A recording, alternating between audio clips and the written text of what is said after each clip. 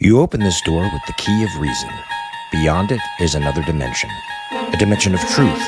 A dimension of freedom. A dimension of joy. You're moving into the land of both the ideal and the real, of the possible and the actual.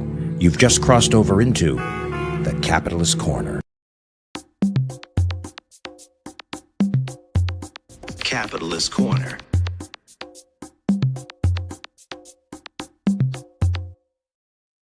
That's right, baby, where reason meets reality. I love that intro. I hope everybody was able to see the whole intro. I know sometimes we have issues with that.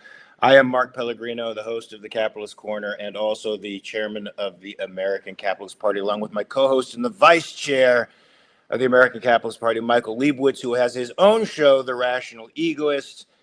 Michael, what's going on with The Rational We Egoist? have a great episode that's on there right now. I did an interview with Don Boudreaux. He's a great economist, a professor, writer, talked about all kinds of issues pertaining to economics. I absolutely think that people should be checking this out. Love it, folks. And you should be watching The Rational Egoist on a daily basis if you can. Watch the shows multiple times. It's like The Big Lebowski. The more you watch it, like an onion, you'll unpeel different layers. You'll see different things each time. It'll be super fun experience for you. Not to plug a movie that I was in, folks, but I thought it was an apt. Don't look at me like that. I thought it was apt. Michael, I have to do my usual disclaimer. What we say today is not necessarily reflective of the American Capitalist Party's point of view. We are not affiliated with the American Capitalist Party. We are our own show, saying our own opinions from a capitalist perspective. And oftentimes, not oftentimes, but many times, we disagree. I usually win those fights. Sometimes I let Mike think he wins those fights. But they're always fun. Never mind, you didn't hear that. Michael, as usual, you sent me some disturbing news about the Trump administration. I just want to say, because I told him I was going to say this, that I have, and he's not here to defend himself, which is the perfect time. I have been beating Jim Valliant in this debate all morning long about the cashless bail situation and what it was at the founding of the country.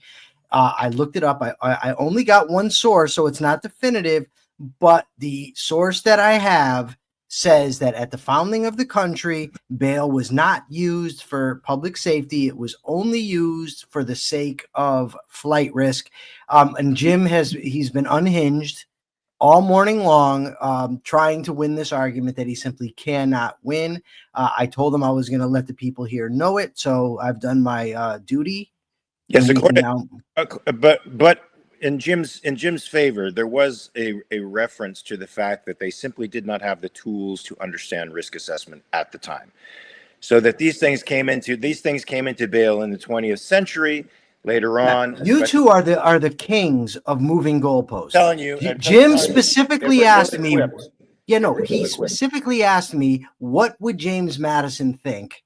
What would he have thought about this? I couldn't find that, so I simply asked, what was the attitude at the founding?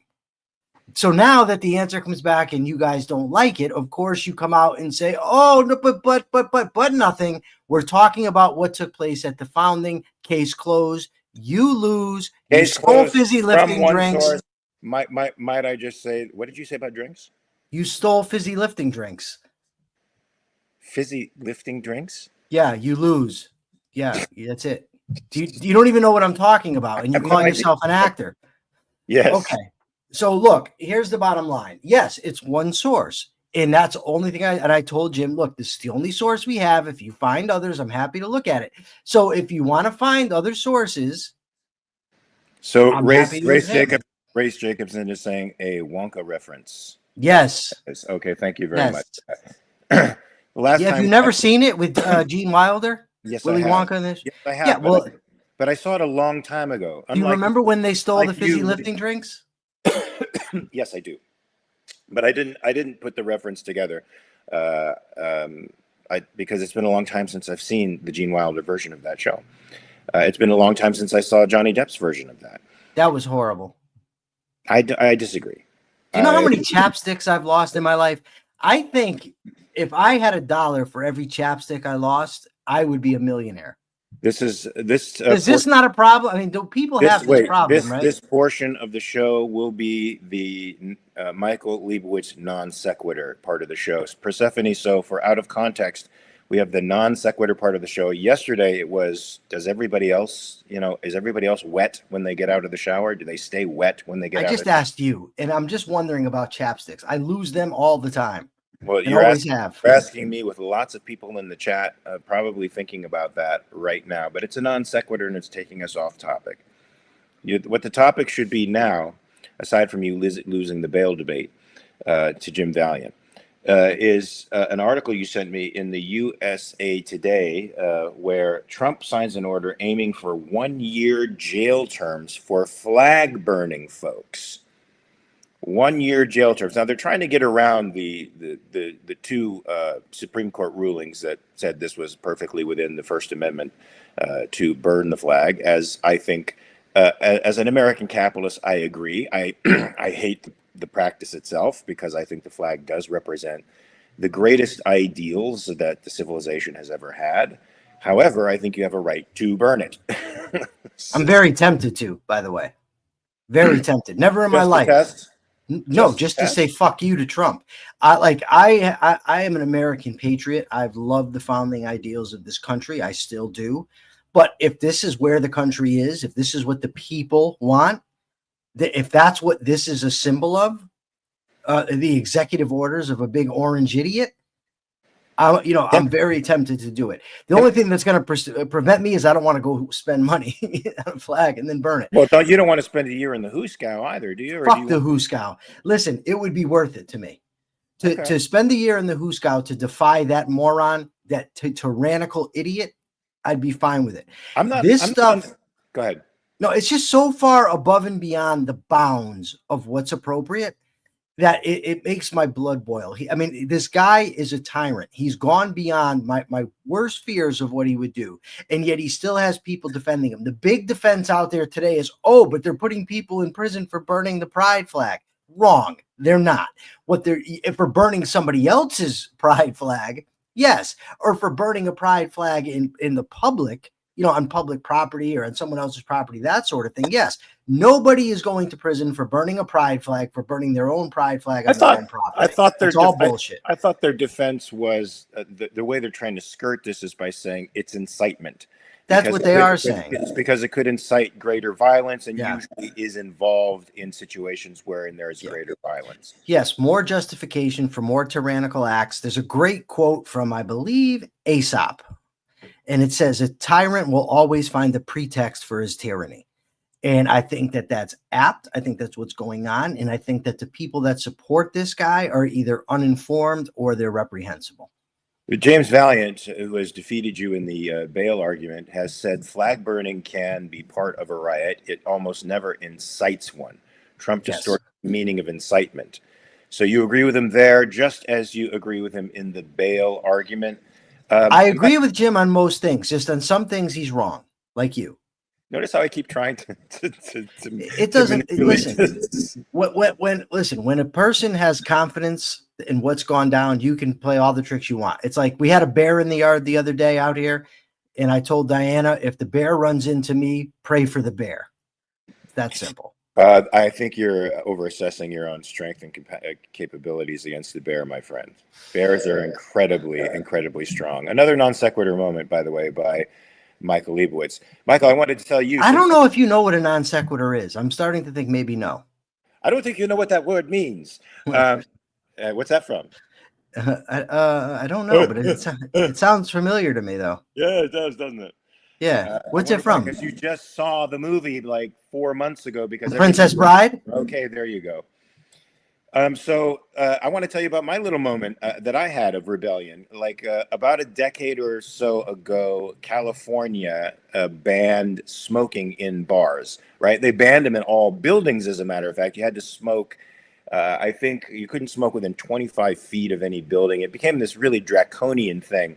And I happened to be in a famous bar in Hollywood called Bordner's, old school bar. And I went up to the owner and I'm like, I know there's a law out there now in the city of Los Angeles where you can't smoke in bars and you can't smoke in any buildings anymore. Do you agree with this law? He said, no, not at all. I said, do you mind if I smoke a cigarette in here? He said, do it. So I actually, with the permission of the owner, for the first time in my life, I hate smoking. I'm against smoking. I convinced my mother not to smoke. Couldn't convince my grandfather not to smoke. He passed away from cancer. So I hate smoking. I've told you this story before, right? And yet I smoked a full cigarette in this bar just to defy the California law. And so I have to say, I admire your desire to burn the American flag in protest over tyranny. It's ironic, but so beautiful. Yeah, Trump. Go ahead. I'm just so sick of but the Democrats.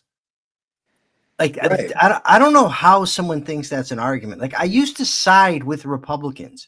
I would argue against the Democrats all the time. Same. The time, right? And now, because the Republicans are just another version of the Democrats, you criticize them and, but the Democrats, you're sticking up for the Democrats. No, screw them too. These people are tyrants. And I don't throw around that word lightly, but you're talking about putting somebody in prison for exercising a First Amendment right. That's tyranny. I don't know how else to put it. I don't know what other descriptor is accurate. It's tyranny.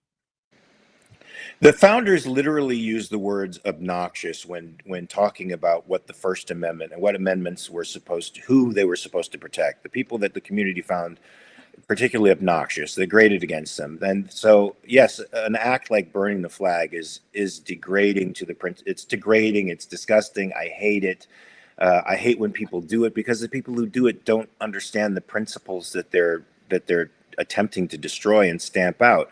It's a horrible thing, but yet you're allowed to do it because we're the United States of America and a free country. See, I hate that you even feel like you have to say that. I do. And to be fair, I feel the same way. Like, I feel like I have to say, I love the founding principles. Like I did earlier, I've always hated this sort of thing, but I don't even like that I have to say that, because the bottom line is it's supposed to be a free country. If you can't burn the flag, then what does the flag actually represent? But I mean, JD Vance says it's geography, right? But in my view, it's ideas. That's what he says? Yeah. You didn't know that? He said he talked about ancestry, I believe, and geography is what makes America. America is not an idea. He literally said that. But the trained seals, yay. He's going to be our guy in 2028. They love it so much. We'll see what happens when it comes around and bites him in the ass, because it always does. Yeah, folks, I mean, they're acting like America is just a geography. America is a place. America is a place that you erect walls around and you keep people out who don't look like you or don't have the same culture as you, and you isolate your own businesses in self-protection. They're acting like that. They're forgetting that America is an idea, folks. It is an ideal. It is an ideal with respect to how the individual, moral place the individual has in society and what the government's relationship to the individual should be. Sebastian says, this could be a huge popularity boost for you both. News will do a story on Mike, who served 25 years in prison to stand up for rights. Do it, Mike. You'll have a place to come home to next year. You're gonna buy the flag? You buy the flag, subby. I'll burn it right in your burn pit. Wow, and tape it for all the world. Yeah, I really I'm not.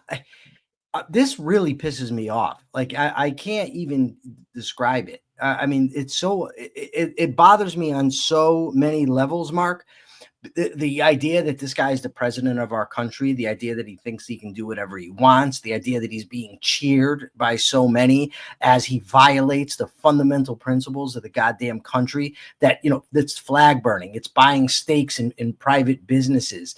It's militarizing the police. He also gave an executive order, speaking of cashless bail, that it's banned in all the states, something he has no authority to do, regardless of what we think about it, whether it should be or not be a thing.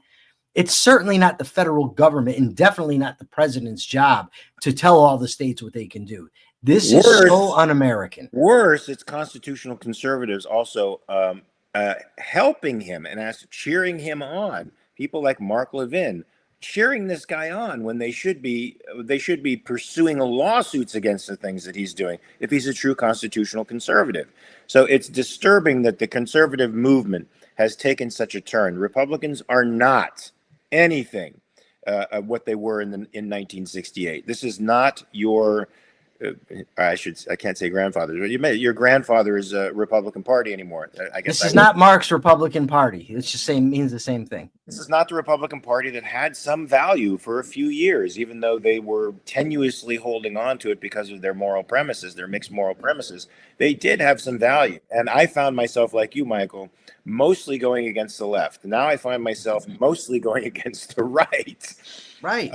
And getting shit for it. Ayn Rand fan club says he expects it will go through the courts. I don't know how he knows what he expects and why. It's just he just can't stop. It's got to. He has like a knee-jerk reaction. Somebody criticize Trump, must defend Trump. I don't think he cares. I don't think he cares whether it goes through the courts. He's not smart enough to be testing this. It's not like he's sending out feelers to test. He's just throwing out his authority. And maybe Michael, you could tell me this because you've known more sociopaths than I have, and that's weird. I mean, because there's a lot of them in Hollywood, but I know there's more of them in prison. But is it a sociopathic thing to throw a thing out there, like to throw it on the wall, see if it fits, and that you're testing your boundaries to see how far you can go? And, I would say these executive orders out there to see how far you can go. I would say that criminals definitely push boundaries. I wouldn't go so far as to say that someone who does that is necessarily a sociopath, but it's certainly there's a lot of tendencies in Trump that are match the criminal thinking errors that were put forth by Dr. Samanow and Yokelson. Trump's certainly not the only politician to exhibit these traits. Politics attracts people like that. Politics, as well as law enforcement in general, but this is not a critique of everybody in these fields, but any job. Can you amend that?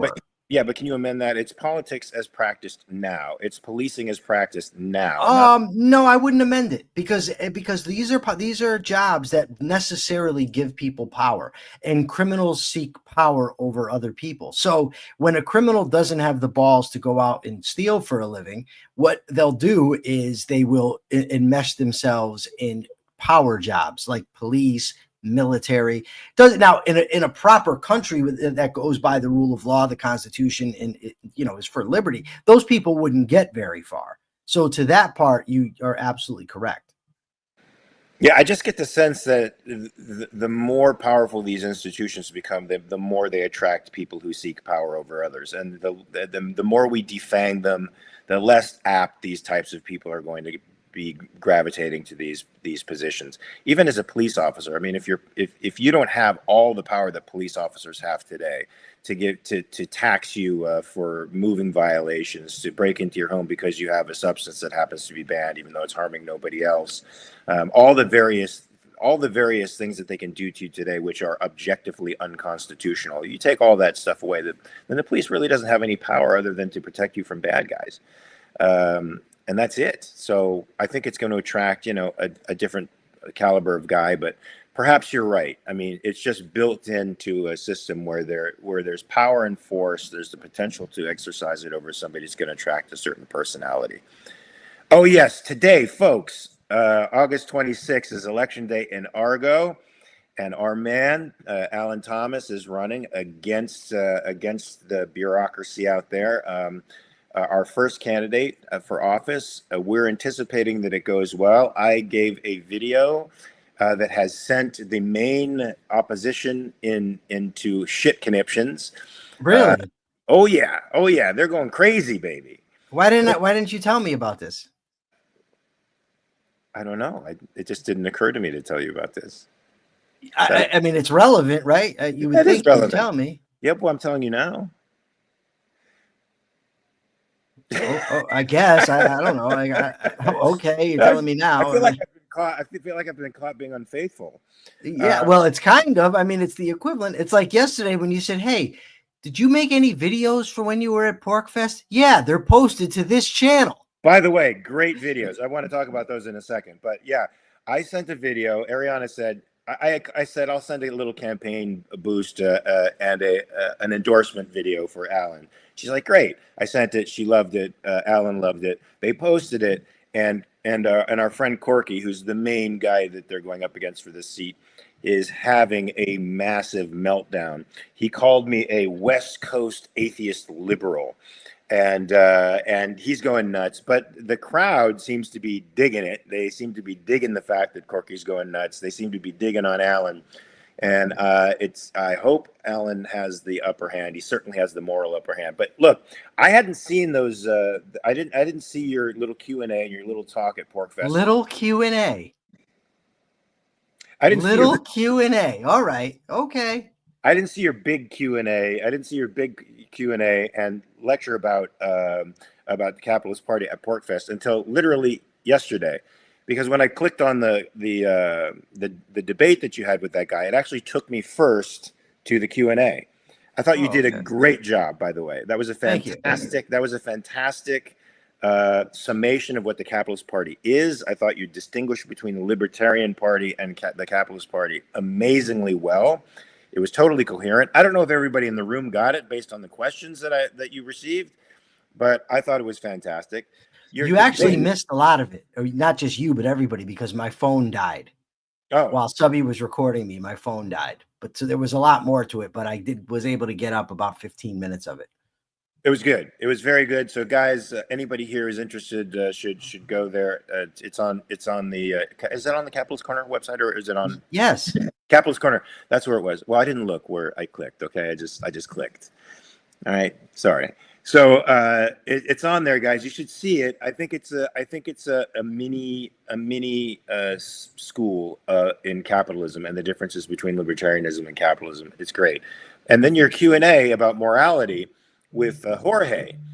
Now Jorge was a very interesting cat. He was all over the place, shotgun logic everywhere. I'm surprised you were able to navigate the territory for all the self-detonating concepts that were out there. But you navigated it very well and kept it on track as he went everywhere and said everything and nothing as a result.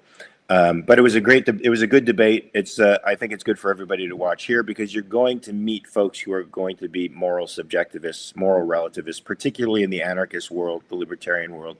And you need to have a little bit of ammunition as to how to deal with that. How you deal with moral subjectivists.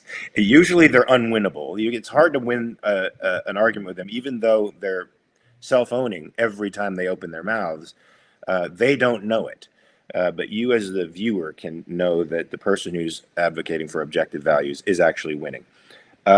Speaking of egregious overreaches, you made mention this already. Of course, the president has taken a stake in Intel. He's taken a stake in a number of other companies as well, using the bully pulpit of the presidency to essentially control businesses now in a way that is sort of unprecedented. And I remember back in 2009 when Obama did this with GM, there was nothing but uproar, especially from guys like Mark Levin, the constitutional conservative, who said this is an imperial presidency. And yet I do not hear, I watch his show from time to time just to see what he's saying and doing with respect to the current president, and I haven't heard imperial presidency once. I've heard tons of rationalizations for the shit that he's doing, that I haven't heard imperial presidency once. So now he's got something like, is it a 10% stake? Or is it 15? I forget.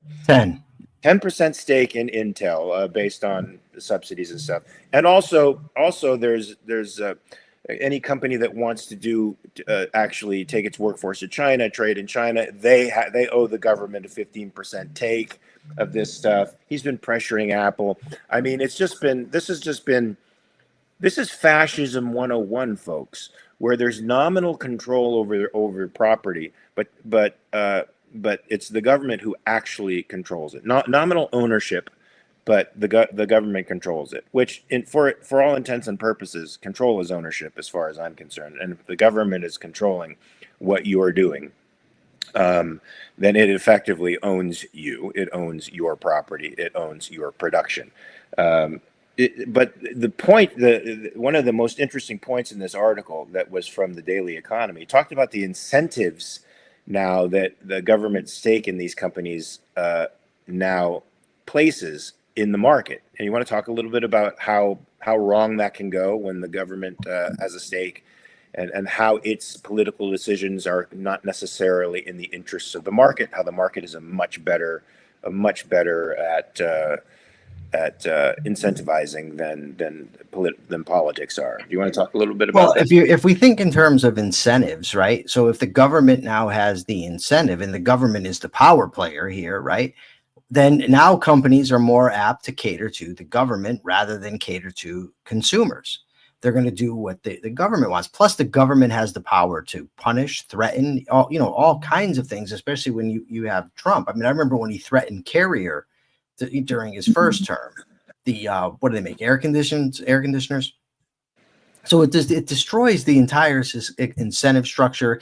It not only that, but it takes money away. So if you're taxing citizens to buy this, to direct that money to Intel, you're making American citizens invest in something that they're not choosing to invest in. So they might rather take that money and spend it on a car, on food, whatever. So when the government takes that money and spends it on Intel or any other company, then now market prices aren't actually indicating what the demands of consumers are. They're indicating what the demands of the government are. So it's a really bad idea economically. But the main point I think that needs to be addressed is that this is money that has been stolen from American citizens to now basically you're forcing this company to take your money because Intel's not going to tell Trump, no, we can't accept it. So you have rights violations all over the place in terms of Intel's rights, in terms of the shareholders' rights, in terms of the American citizens' rights. It creates a horrible precedent, and all in the name of a guy who thinks that he knows more about grass than anybody else on the planet. That's not the only thing he knows more about than anyone else on the planet. I think there's about 99 to 100 things he says he knows more about than anyone on the planet. Ayn Rand fan club says eventually a Malay type candidate can run on divesting of us of stakes and pay down the debts. Yes, he can. Yeah, that's what's going to happen. That's what history indicates will happen. Well, look, if we get down in the dumps the way Argentina did, and the population has a come to Jesus moment where they decide, hey, we're done with Perón-esque politics. Maybe we need some free markets, and maybe the stuff that Malay is saying is actually right. If we have a Malay-esque candidate here with the similar conditions, perhaps it can happen. But I'm an optimist. I'm not saying it can't happen, but to bank on that, to come up with that as your means of defending Trump because you just have to. Yeah, but once again, it's like there's the implication there that Trump is playing four-dimensional chess. Yes, he is. Right? Yeah, he is. He speaks at the level of about a fifth grader. Has had to be bailed out numerous times in his business ventures. Has blamed every time something goes wrong in this guy's life, it's somebody else's fault. There's no responsibility at all. That's all indicative of the guy that's playing four-dimensional chess. Absolutely. That's what the evidence indicates. He brags, for God's sake, about passing a dementia test. Oh, and he's so I got everyone dumb. Right. I got all the questions. They were so shocked that I could tell an elephant from a tree. Like they were just so surprised. Oh my God. People don't know what the dementia test is composed of, though. It's like Trump makes it seem like you're solving calculus problems. Actually, you're drawing a cube. If they're testing you for dementia, you have to draw a cube. They might say words to you, and then like say 4 or 5 words to you, then carry on a conversation, then ask you to recall the 4 or 5 words that they've said to you. They'll ask you to connect certain dots. Because of course, with dementia comes motor coordination, and your perceptual faculty is off. So it's really something that most children could do rather well. So the fact that he brags about it as if he passed, a Newtonian level of calculus is scary. But this seems to be Trump. I mean, he's self-aggrandizing. This is what he does. Speaking of self-aggrandizing and idiotic human beings, you sent me a tweet from Andrew Wilson, who I've I've come to really dislike this guy. Oh, he's stone cold asshole. Yeah. I mean, I don't like this guy at all. I'm so Didn't he challenge somebody to a boxing match? Yes, and I suggested that you go in and accept the challenge for charity. Was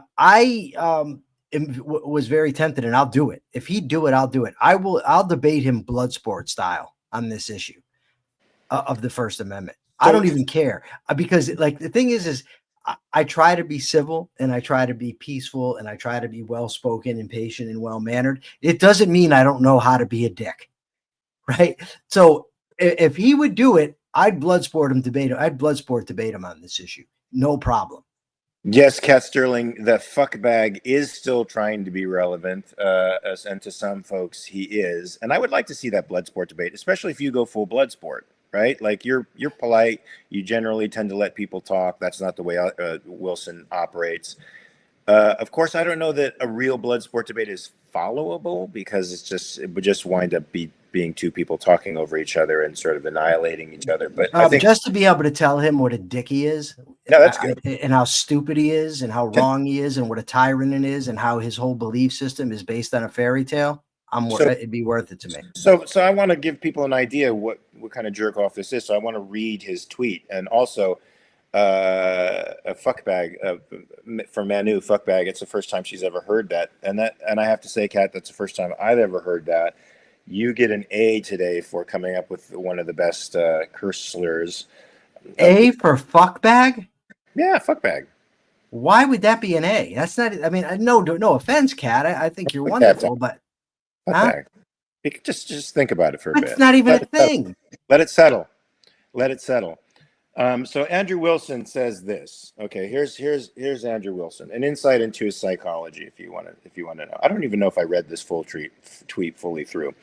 I see a lot of progressive scumbags and a lot of conservatives, quote unquote, libertarians up in arms about the flag burning executive order by Trump.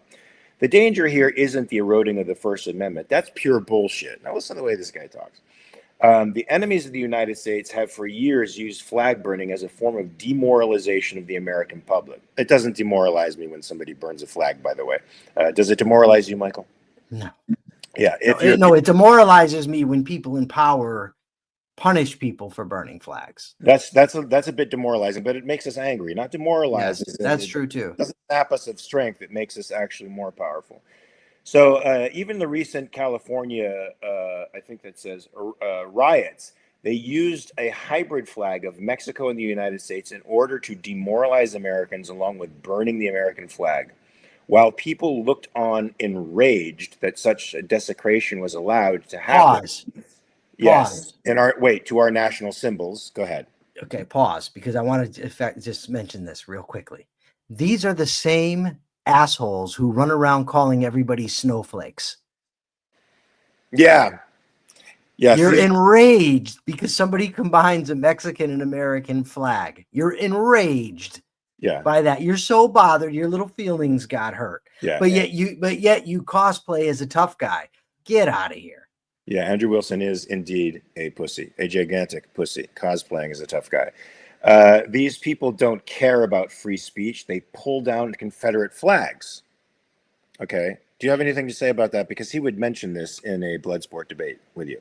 Say that again. I was reading something. These people don't, as usual, these people don't care about free speech. They pull down Confederate flags. These people are me. I didn't pull down a Confederate flag. I know why it bothers me that we have these laws, that why we should not have these laws, though. So I'm not going to read the minds of anybody else and what they do and what they don't do. I know my intention. And I also know yours, by the way. And I know a lot of good fucking people who think that this is horrible because it violates the First Amendment. So, Andrew Wilson is just wrong in addition to being a giant asshole. Okay, so the people don't care about free speech. They pull down Confederate flags, historic statues. They destroy monuments with zero regard for the First Amendment. Well, that was true at the time that it was happening. They are upset about what they are upset about is that Trump took the demoralization weapon away from them, a weapon they use to subconsciously convey America is over and it's burning, and they are the ones burning it. They laugh when they do it. Ha ha ha, what are you going to do about it? We are going to put you in jail, you fucking pieces of shit. That's what. We are going to honor our fathers and grandfathers who defended it when it needed defending. And you are going to get raped in prison. That's what's going to happen. There's only doesn't know much about prison, obviously. He clearly But doesn't. so I wanted to just say that our fathers and grandfathers were not fighting for a flag. They were fighting for the country and for the ideals it represents. That's what's worth fighting for. The flag may be a symbol of it, but the symbol is not the same thing, right? He doesn't understand that. And that's the problem. His final sentence is, there's only so much subversion people can take, and this is a good first step to ending some of it. Well, he's right about there's only so much subversion people can take, but this is not the step one takes in ending the subversion. This, in fact, Mark, don't you have to go? Subversive of the yes, I do. This is, in fact, subversive of the First Amendment. I just got involved. Now I know, but I want to make sure you don't get in trouble. Well, thank you. Yes, folks, I have to go. It's a short day for me today, so I guess I'm going to let Michael take the reins from here. I hope you guys like the new intro. I love it. I loved it a lot. I hope you guys saw all the new intro. There's going to be all kinds of exciting new gadgets and stuff coming out in the next few weeks. I promise. This is going to be the greatest show I think you'll ever see, better than any show on the planet. We know all the shows in the world, and this will be better than all of them combined. That's just the way we do things. Should I do a whole show as Trump one time? Please don't. Okay. All right, guys. So your impression's not even that good. It's not it's bad. Like when you did the Andy Bernstein impression. That was terrible. No, Andy Bernstein, I did it differently. He's a Goomba guy. He kind of talks like this. It's a Goomba. No, he doesn't. That's terrible. Yes, no. Andrew Bernstein. You have somewhere to go. No, I'm not traveling today, folks. I'm traveling tomorrow, but today's a different thing. I have an appointment that I have to get to today. But you're on tomorrow, right? I'm on tomorrow. I'm on tomorrow till 9:30. The car picks me up at 9:45. So, guys, happy premising, and have fun with Michael, and don't hurt him, please. There's only 20 minutes left in the show. Be kind. There's not going to be 20 minutes. There's no way I'm going 20 minutes. Don't get them excited. So Michael now makes a big deal about the show going an hour when I'm on, but now that he's going to be doing it himself, he's not going to give you your full hour. So that's true. All right. Thanks, guys. And Manu, let me know how your neck is. I haven't seen the DMs, but I want to know how your neck is. That was a crazy fall. All right, guys. Peace. See you later.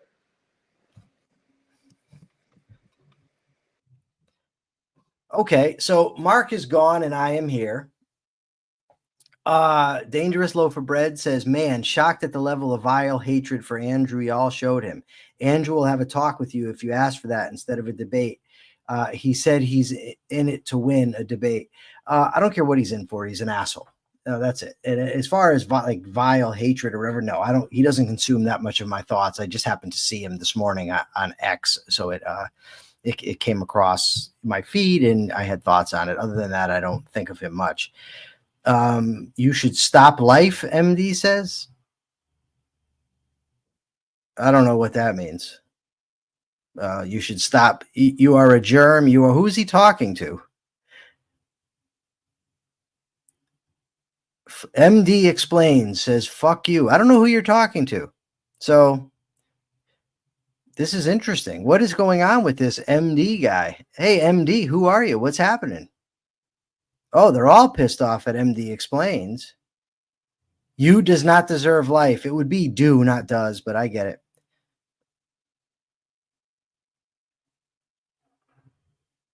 Okay, I'll ban him. I don't know. All right, no problem. Let's go back to the comments. See him. I did want to know who the hell he is, but he's talking to me. He's angry with me. Well, I get that you're angry with me, sir, but you have to at least speak in the proper tense if you're going to criticize me, because otherwise it's hard to tell. So you would say, you do not deserve this life, not you does not deserve. Somebody that was an actual MD would know that. And you should also know that saying fuck you to someone who had people in prison wanting to kill him while the staff wanted to let them kill him, the fuck you is really not going to affect me too much. So you're going to have to come better. But I will say this. No, it's not free speech because this is a private thing. Bye. All right, let's see. How do I get rid of them? Boom. Oh, I can't get rid of them. How do I do it? Hide him. Click here. Ban user, delete his comments. He's gone. All right. So let's talk about something different if we might. I did an excellent interview, like I said, with Don Boudreaux, who is just a superb economist. And we talked about, he's got a great book out, The Triumph of Economic Freedom. I shouldn't say great because I haven't read it. I'm going by what I know of his history to think that it'll be great. And he talked about just the myths of capitalism. One of them, for instance, that capitalism caused the Great Depression. He did an excellent job of annihilating that. He did an excellent job of destroying the idea that the middle class, the government, the country is being hollowed out. Made an excellent point against protectionism. So that was great. So I see that there's people here, you guys get online and you argue about capitalism. So if you want some really good fuel to argue about capitalism, I'd recommend listening to this interview I did with Don Boudreaux. Listen to the interview I did with Lawrence Reed about the Great Depression. I think that these are great. And just keep listening here. And, we'll just keep going forward, making the arguments for capitalism, making the moral arguments for capitalism, and why any other system necessarily violates your rights. Zane Morgan says, not sure how anyone can say they're an Andrew fan after hearing that. Well, I'm not a fan. So, oh, look at, we've got them all here. Oh, nice. It's interesting that you know what prolapsed is, Jesse Uncle. I find that cool. You can keep coming and you can keep bringing your nonsense. That's fine. We'll take the views. But at the same time, I'll just block you and we'll be done with it. And you can come and you can make another fake name because you have no life.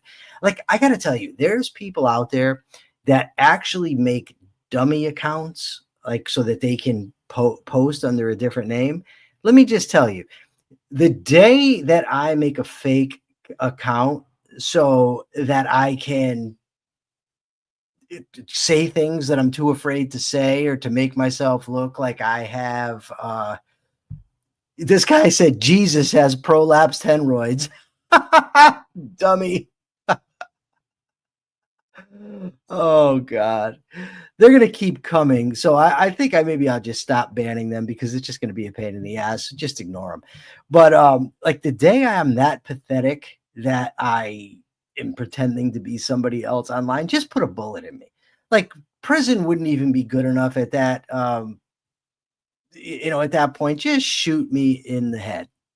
Kill me because I'm useless at that point. Like, I don't know how somebody can look themselves in the mirror knowing that they're out there online typing, under a fake name and have, no courage to say who they really are.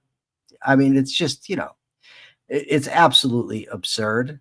So I'm going to keep, let's keep playing this game where I block this asshole and see him come out at it with a different name. He seems to be I think I blocked somebody else by mistake. If I did, let me know. No, not Lee. I think I just blocked Lee. Lee, I'll unblock you, Lee.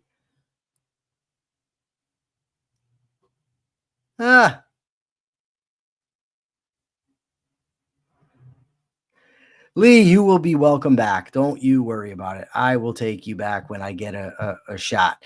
But yeah, so what do you guys think about that? That people who post under fake names, like, to me, it's so cowardly. It's just like, oh my God, I'm too much of a pussy to let you know who I really am. And I've had people actually say to me, I have a family and I have this and that. Then how about not pretending to be a tough guy online? I don't know if you have a family. You know what I'm saying here?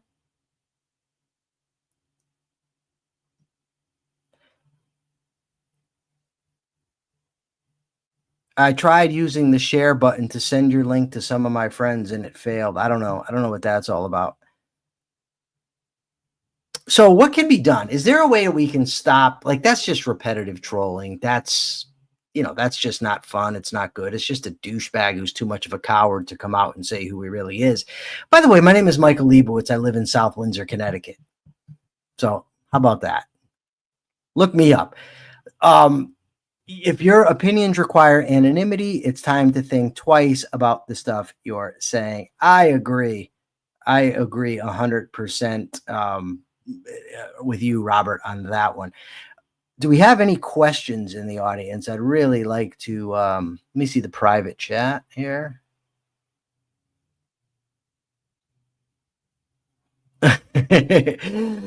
Robert Naser says that if Donald Trump really cared about America, he'd pass an executive order demanding that Dunkin' Donuts stop putting frosted donuts in the bag, frosting side down. You might have a point there.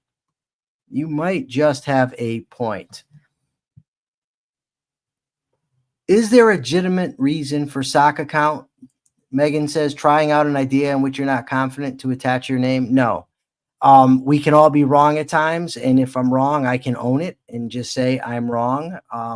It's not a big deal to me. I don't need to pretend. My self-esteem is not that fragile that if I make a mistake or if I lose an argument, I'm going to crumble. So no, I would say no. I think those things are just ridiculous. I really do. Like pretending to be somebody you're not. It's what the fuck? Oh my God. Just thinking about it like makes me kind of sick. I don't know what I find. I mean, we're in the age right now, though, of the pseudo tough guy. Right. And I think Donald Trump exemplifies the pseudo tough guy, the guy who gets to pretend to be tough and everybody goes along with it. Keyboard warriors, he says, that's what he's talking about. And I've mentioned this before. In prison, they have what they call cell gangsters. It's people who talk a lot, yell out the door when they're behind the bars, but when the door opens, they're quiet as church mice. And we seem to have that. The rise of the pseudo tough guy, I have to say, has been really strange to me to see that getting out of prison and coming on the internet and seeing all the people out there who hide behind fake names and just say vile things to people. They bully women, things of that nature that I just think it's freaking gross. Really, it's gross. Catherine Cassio says they're the worst. I don't know. And it's been said that we should just ignore them. But the problem is with just ignoring the keyboard warriors is it's part of our culture, right? So if we're going to have a discussion about culture, about what's wrong with culture, what's right with our culture, you kind of have to address it, right? Like you can't just pretend that they don't exist. This is a real phenomenon where people get off on pretending to be other people and saying whatever they want and getting away with it. There's also the sort of stalker element out there that comes along and just wants to argue and just what's the word I'm looking for, smear people. We have that. So it's a phenomenon, and I think that we have to deal with it. I'll certainly look into the settings, somebody said, because it's disruptive to the chat. That's why it irks me, because I'm trying to read the comments, and it's how Lee got banned. How do I unban Lee? I have to figure that out. Now, if somebody can tell me, please. I want to unban Lee. Obviously, the reason that she gets hit is because when that happens, she comments so much, so the screen jumps. And when the screen jumps, she gets hit. Let me see. Let's see. Now, Deeper with Diego says, I listened to an hour and 50 minutes of your conversation with that anarchist libertarian. I couldn't really take any more of him. What's your take? I liked him. I don't have an issue with people. The guy in the conversation admitted when he was wrong, admitted when he didn't know things. I can't expect everybody to agree with me on everything. That's that's not realistic, and I can't expect everybody that I make an argument to be converted to my position right away. Ultimately, the guy gave me a forum to go on and talk about ideas, which is what I love to do. He did so in a very dignified manner. He was polite. He was interesting. He let me speak. So I have no issue with the guy. Since you asked, Diego, I saw your comment to him, and then I saw his response, and I saw you accuse him of being rude, but your comment actually wasn't very nice to begin with. Your opening sort of introduction to the guy was of you being kind of rude to him, but then when he was rude back, you got upset. So that's my opinion. And again, I wouldn't even have said, but you ask, so that's something that I get in trouble with a lot. People ask me questions and then I answer and they get upset. Not that you will, Diego. I don't think you'll get upset. I think you're a big boy, but there are people out there that are tender, I guess. Moist. Is it moist? Is that the word I'm looking for? I don't know. I don't even know. Well, you can't equate the two. Those two comments are nothing alike, he says. They are in terms of the fundamentals. You think it's different because you believe your point of view is right, Diego, and that's fine. Diego, I guess it's public. I'll just read your opening comment to the guy. The first thing that you said, and let the people judge if maybe I'm making a lot of hash out of nothing here. I hate the fact that I have to look things up while I'm on the air here because I feel it takes away. Okay, let's see. Oh, don't want that. Comments 11. Okay. First, you say, "What is this?" with a question mark, but you know what it is. It's an interview / debate that I did with this guy. So when you say, "What is this?" you make it seem as if it's like some not very good thing. That's the impression I got. The next thing you said, because the discussion was about whether to you should lie to your wife if your wife asked if she looks fat. I said no. The guy said, I said you should. If she looks fat and she asks, you tell her. He said no, you don't. So you said, I'm an objectivist just like Michael. You never white lie to your wife. What the hell? I remember being like that before discovering honesty. I don't evade the facts of reality. And my wife gets fat. That's a detriment to her health. And any threat to her health is a reduction in my happiness for many reasons. The prime being she will die earlier than if she weighed far less. So then you went a little further here. You said, I hope one day this host actually takes objectivism seriously and understands that honesty is between him and reality, not him and his wife. And if you ever married a person that evades reality, don't call me fat, I have emotions, then you should divorce her. So then his response was, LOL, I'm not telling you to be like James Taggart. Your incredulity is forced and fake. I am telling you, when your wife is asking for validation of her beauty in your eyes, you don't respond like a fucking autistic. So yeah, he was rude. Also, I would even say he was ruder than you, but that doesn't mean that you were not rude at the beginning. I'm all for being straightforward. There's no problem about that.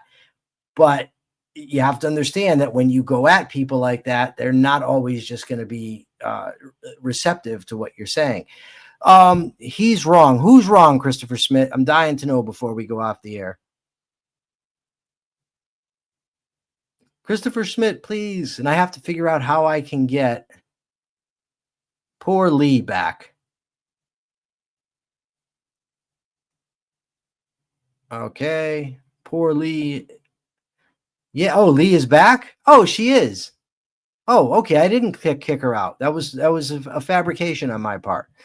Well, it might have been somebody else. So if you find somebody that's blocked, please let me know who it is. Oh, I agree, Christopher Smith. The guy's wrong. I have no problem saying I disagree with him. But when you start a conversation with somebody and saying, what is this? And then saying, I'm an objectivist and I don't evade facts of reality. And then say, I hope one day this guy understands objectivism. That is not an introduction. That's not an introduction to a nice conversation. That's all I'm saying. Wait, tell your wife. That sentence doesn't make any sense, Christopher Smith. Oh, okay. So Christopher Smith says you should never tell somebody she's fat.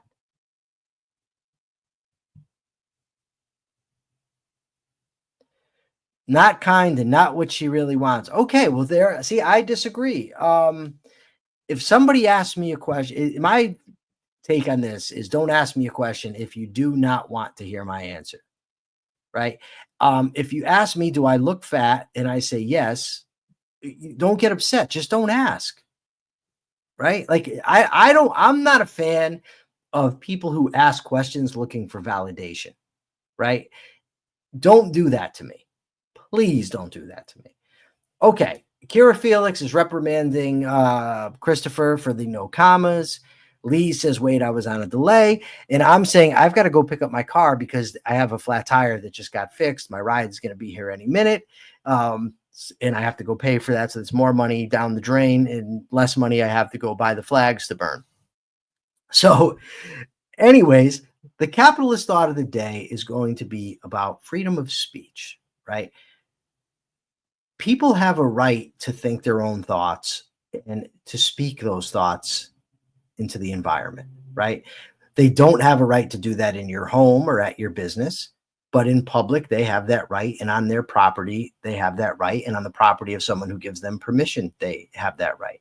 That includes speech that you may not like, that you may find reprehensible. The idea of speech being insightful implies that other people have power over us, that by their mere words or by the mere symbolic act of burning a flag, they somehow have the ability to send us into a rage, to do things that we don't want to do. But freedom entails responsibility for our own actions. Right? Other people's words are not responsible for how we behave, for what we say and what we do. We're responsible for that. Freedom and responsibility go hand in hand. Capitalism rocks. With that, remember, like the show, subscribe to the show, share the show from YouTube. Check out AmericanCapitalistParty.org, even though our opinions on this show don't necessarily represent the American Capitalist Party. And in honor of Mark, until tomorrow, remember, always check your premises.